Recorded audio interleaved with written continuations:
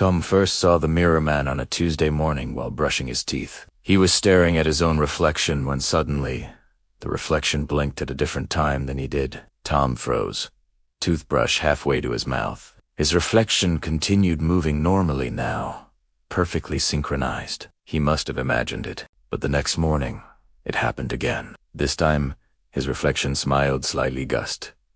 A tiny upturn of the mouth while Tom's face remained neutral. And then his reflection spoke. "We need to talk," the Mirror Man said. Tom dropped his toothbrush in the sink. His reflection, the Mirror Man, looked sympathetic, but determined. "I know this is confusing, but I'm not a hallucination. I'm you. The version of you that lives in the reflections. And I'm here to tell you that you're wasting your life." Tom backed away from the mirror. "This isn't real. I'm stressed. I'm not sleeping enough." "You're stressed because you're living wrong," the Mirror Man continued. "I've been watching you for 34 years watching because that's all I can do. I'm trapped in reflections while you get to move through the real world. And you're squandering it." "This is insane," Tom muttered, but he couldn't look away from the mirror. "You work at a job you hate. You're in a relationship that makes you miserable. You spend your evenings scrolling through your phone, numbing yourself, killing time as if time is something you have an infinite supply of." The Mirror Man leaned closer to the glass. "I see every moment of it. Every compromise. Every time you choose comfort over courage. Every day you don't live, you just exist." Tom felt anger rising. "What do you know about it? You're just a reflection." "Exactly. I'm just a reflection. I don't get to live at all.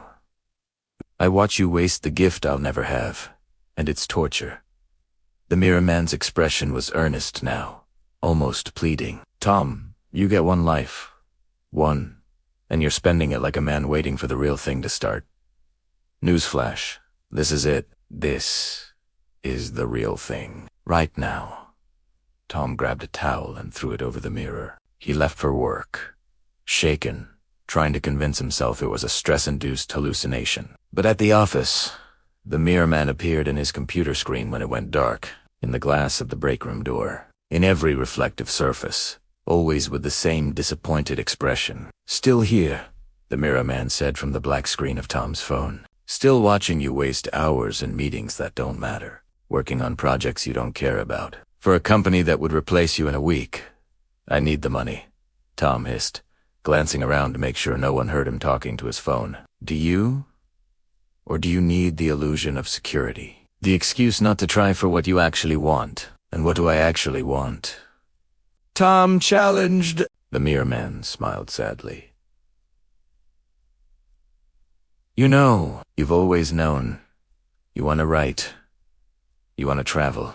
You want to tell Sarah the truth that you don't love her anymore and you're only staying out of guilt. You want to live in a way that makes you eager to wake up in the morning instead of dreading each new day." Tom shut off his phone, but the Mirror Man was right, and that was the problem.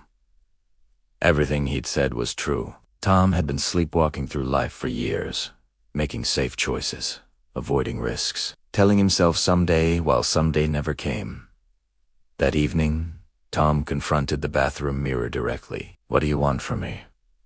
Why are you doing this?" "Because I'm dying," the Mirror Man said simply. "Reflections aren't immortal, Tom. We live as long as you live, and we fade when you fade. And right now, you're fading. Your eyes are duller every month. Your smile when you actually smile doesn't reach your eyes anymore. You're becoming a ghost in your own life, and when you fade completely, so do I." He pressed his hand against the glass from the inside.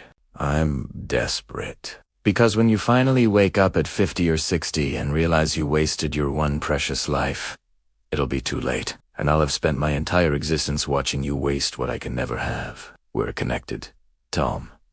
When you suffer, I suffer. When you settle, I'm trapped. Your prison is my prison." Tom stared at his reflection at himself and saw it clearly for the first time. The lines around his eyes, the slumped shoulders, the expression of quiet defeat that he wore so constantly he'd stopped noticing it. "I'm scared," Tom admitted. "What if I leave my job and can't find another one? What if I try to write and I'm terrible at it? What if I end the relationship and end up alone? What if you don't, and you spend the next 30 years regretting it? The Mirror Man countered. Fear of failure is just fear of being alive. Failure means you tried. Failure means you took the risk. The only real failure is never trying at all. Tom spent that night unable to sleep, staring at the ceiling, wrestling with the truth he'd been avoiding. The Mirror Man was right. He'd been living like a man in a waiting room, as if real life was something that would begin later. After he'd checked off all the boxes society told him were important. The next morning, Tom looked in the mirror. The Mirror Man looked back, waiting. "Okay," Tom said. "What should I do first?" The Mirror Man grinned a genuine, full expression of joy that Tom couldn't remember making in years. "You know what to do. You've always known. You just needed permission to do it." Tom called in sick to work. Then he sat down and wrote for 6 hours straight, not perfectly, not publishably, but honestly. Words poured out of him, stories he'd been suppressing for a decade. That of any he had the conversation with Sarah. It was painful, but honest. She cried, but she also said she'd known for a while. They'd both been settling. The relief, once the pain subsided, was overwhelming. Over the following months, Tom quit his job. He took a lower-paying position at a small publishing house, less security but work he actually cared about. He traveled to Peru for 2 weeks, something he'd dreamed about since college. He wrote every morning before work, bad drafts and good ones, but always honestly,